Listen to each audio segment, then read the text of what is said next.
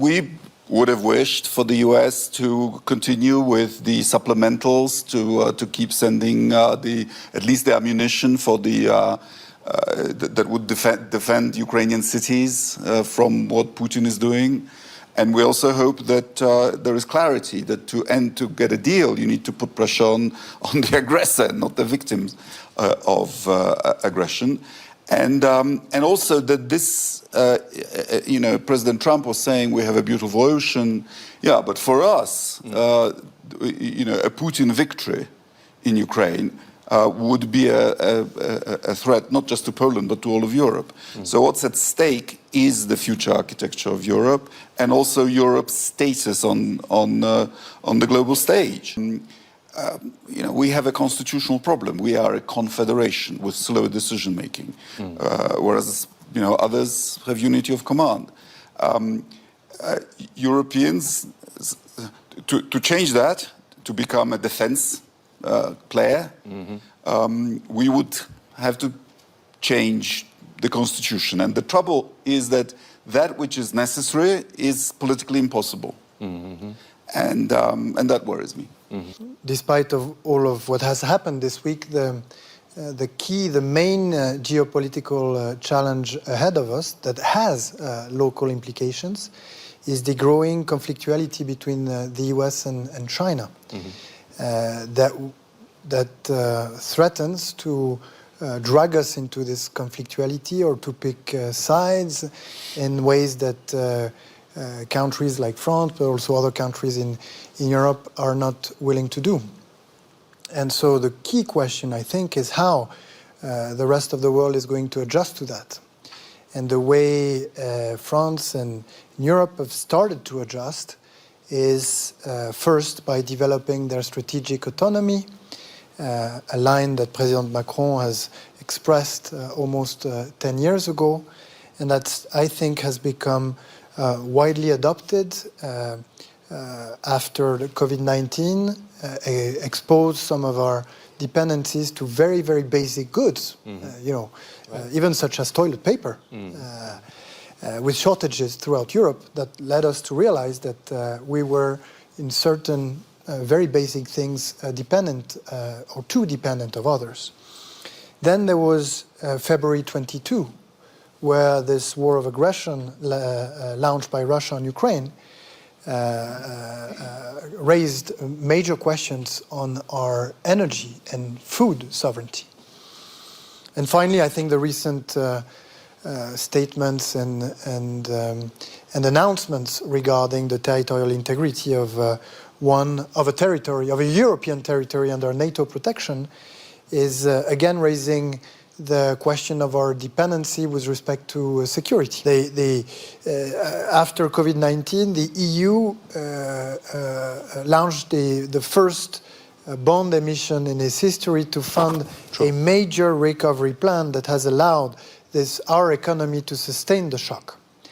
After the beginning of the war in Ukraine, we have sat down in Versailles, the city where I live, in March 2022 to draft a strategic autonomy agenda for a number of sectors that are critical to sustain shocks like these ones. So I'm expecting that tonight, when the leaders of Europe meet, they will discuss the lessons to be drawn by what happened this week, where Europe has shown some calm, but also some strengths, which speaks to its ability to deter threats to its interests, but also, I guess, the path forward in terms of, building this strategic autonomy, including in the field of defense and security.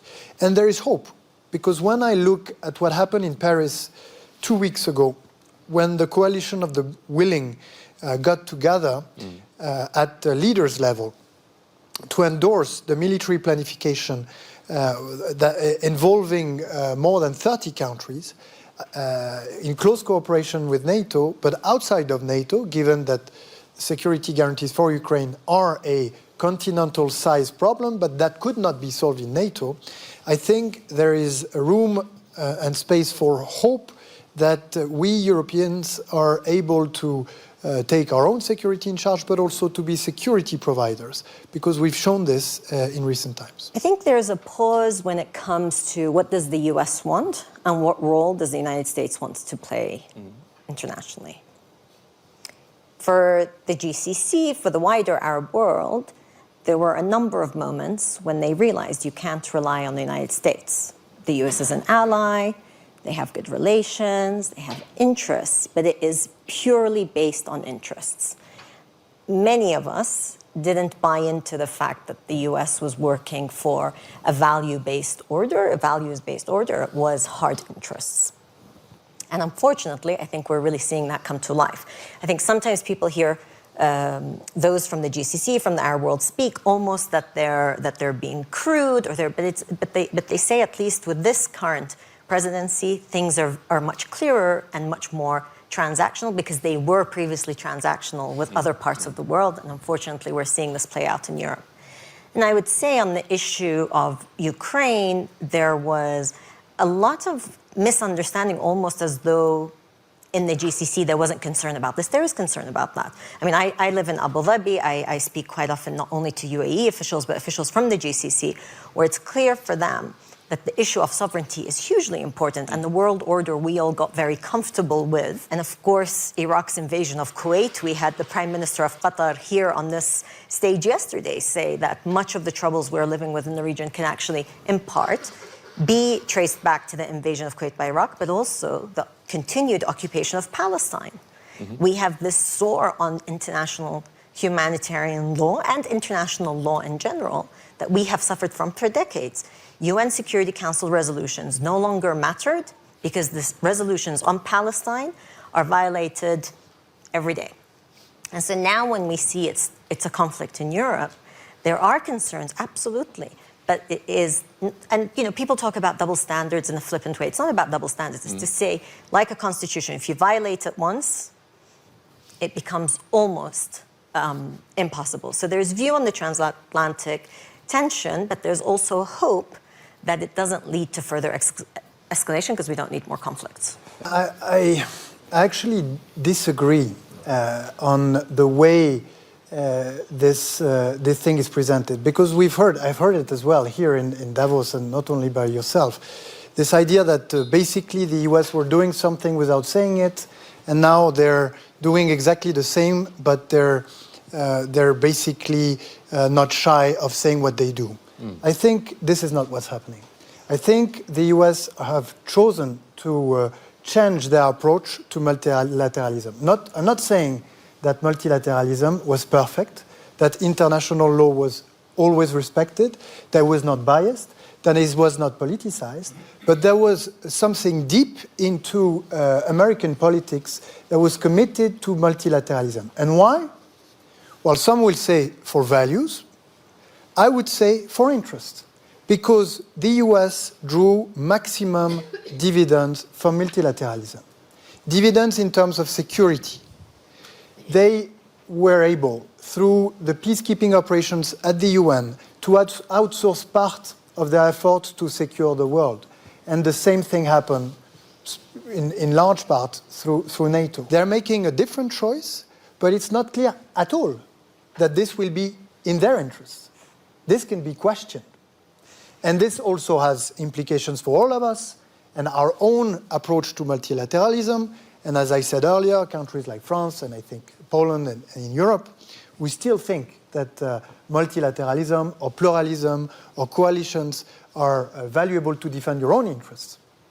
And that, of course, values matter, and that you should avoid at all costs double standard, because at some point in history, every country in the world needs the protection of international law. So if you've been a faithful protector of international law, then you can hope to be protected by international law. But anyway, that's a separate discussion. Thank you. Just a quick reaction. Very reaction. I wasn't saying the US is doing what it's always done and it just sounds different now. But clearly, this is a marked deviation from what they wanted. But it's more the idea that now we're seeing it play out in other areas, and we've suffered from some of that. I mean, look, I think it's best for Israelis and Palestinians to talk about what the chance of peace is, because ultimately it'll be for them to decide. The board of peace comes after much suffering, but also comes after much failure of all the processes. I mean, the peace process became something that was managed. Meetings were held on a regular basis just so that somebody could say, oh, we're trying to solve this, and nothing. So good for anyone who thinks we're going to come up with a plan and we're going to pull people. You know, you had people on stage there from various countries, some immediately affected and some surprising. You wouldn't expect that they're involved. So I think that's important, to get that buy-in, to get and renewed energy. Whatever you think of the Trump administration, when they want to put their mind to something, they can pull people together. So let's try something new. But it was interesting that the Palestinian voice that we heard from Dr. Ali Shaath, who's highly respected, came through video conference for whatever logistical reasons. And it would be interesting to see how they're going to be able to implement on the ground. So I, for one, think we have to give it, it's the only game in town, so you have to give it all the support possible and also try to bring people to the table to deliver after the phases that we know about to get to eventual real peace. And I think that is what's fair for the Israelis, the Palestinians, and the wider region. But I think to write off the board of peace just because people don't like the style of the Trump administration or the way that it's happened would be wrong, because we need it to succeed.